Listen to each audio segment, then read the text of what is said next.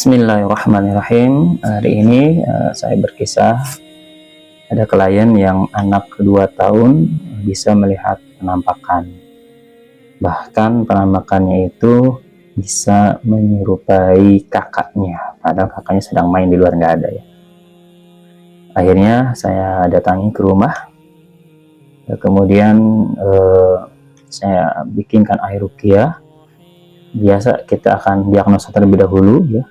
Ini anak keberapa, kita melihat jalur gennya, ternyata ini gennya ke ibunya. Oh ya udah, akhirnya saya minta penjelasan keluhannya selain melihat penampakan apa aja. Ternyata sering demam tinggi ya, sering demam tinggi, pernah juga main jauh, pulang-pulang maghrib, ini takutnya ketempelan ya.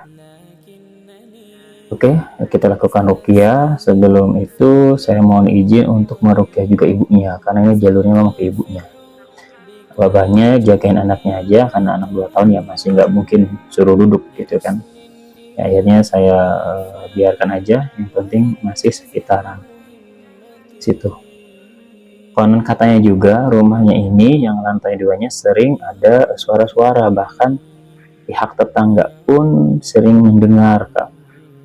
Ada yang jalan di atap gitu kan, ada suara rame gitu kan, padahal nggak ada apa-apa, seperti itu catatan keluhan-keluhannya ya. Ada 3. 1, rumahnya kemungkinan bermasalah, ada gangguan yang sering mendengar ya suara-suara rame di atap ya, karena memang lantai 2 ini jarang sekali digunakan, kecuali pas sudah mau tidur aja baru pada ke atas, banyak aktivitas di bawah, seperti itu. Suaminya pun pernah katanya mendengar ada suara mainan jalan sendiri di atas ya, pas mau dilihat mati sendiri. Wallah. Satu itu, kedua anaknya ya bisa melihat makhluk halus, interaksi, bahkan kemudian sering demam tinggi. Akhirnya kita lakukan terapi ruqyah. Saya ruqyah juga ibunya karena gennya ya. Saya bilang ke klien saya, ibunya terutama, silahkan cukup dengarkan bacaan Al-Quran saya. Apabila nanti pengen nangis, muntah, sendawa, lepaskan aja, jangan ditahan-tahan.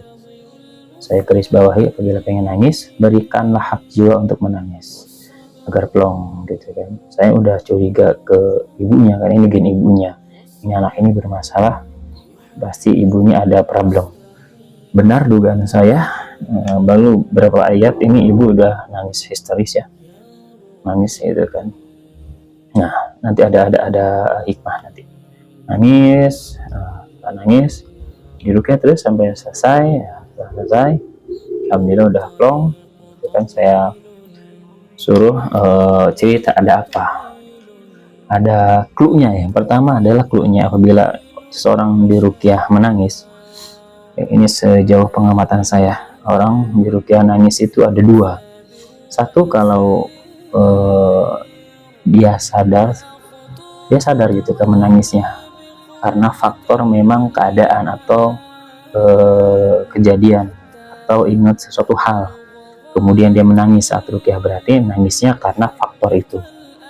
Tapi kalau kondisi kedua, dia nggak tahu kenapa, pokoknya tiba-tiba pengen nangis, nah ini kemungkinan jinnya yang nangis gitu kan. Gak tahu kenapa Ustaz, pas di ruqyah pokoknya pengen nangis, berarti itu jinnya. Nah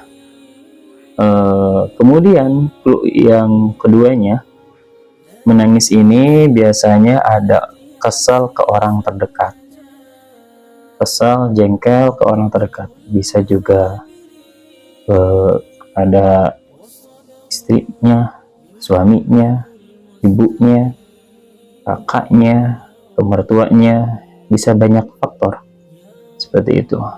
Tinggal nanti kita tanyakan ke siapa dia bermasalahnya, apakah ke suaminya, atau ke mertuanya, atau ke keluarganya. Ternyata ditanya memang ada, wah disitu pun langsung nangis lagi dia gitu ya. Memang butuh bedah kasus, yang sulit itu mencari benang merahnya.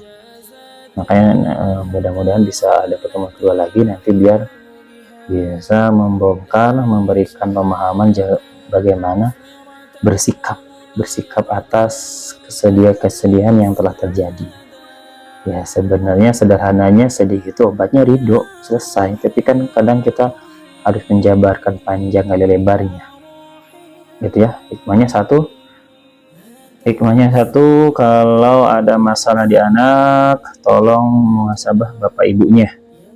Bapak ibunya pasti ada masalah juga, akhirnya anaknya bermasalah. Ya, ada dalil-dalil hujah-hujah.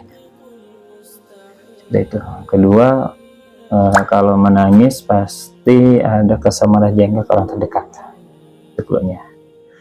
Ya, jadi sangat berkaitan.